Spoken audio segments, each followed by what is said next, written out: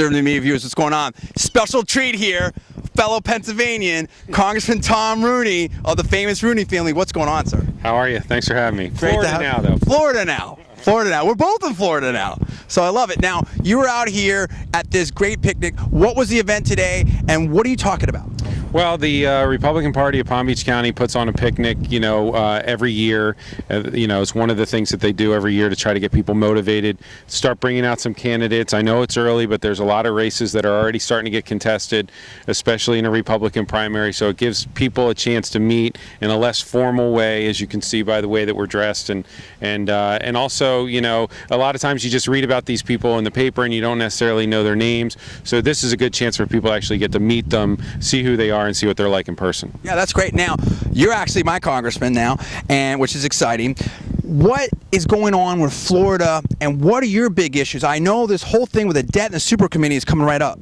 Well, the big issues, obviously, for Florida and everywhere are, what about the jobs? And so, one of the things that I've been working on over the last year is to try to make sure that the industries that we have specifically here in Palm Beach County are given every opportunity. And this is at the localist level. We've been working the last year to get rid of the second engine that General Electric makes because their competitor builds the engine here in Palm Beach County. And a lot of the jobs that, I grew up, my friends that worked for Pratt Whitney and Sikorsky and those companies were here, and when those jobs started going away, a lot of the high-tech, high-paying jobs also left with them. So, to get rid of that engine and to have them be shored up back here in Palm Beach County means that potentially a lot of those jobs could come back, and so that's important.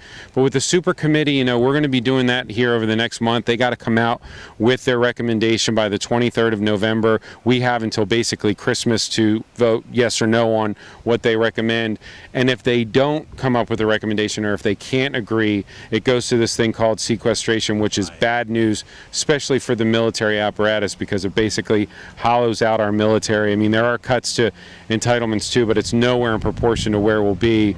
A lot of people on the left think that that's easy pickings to just go after the military, especially when we're winding down Iraq and Afghanistan.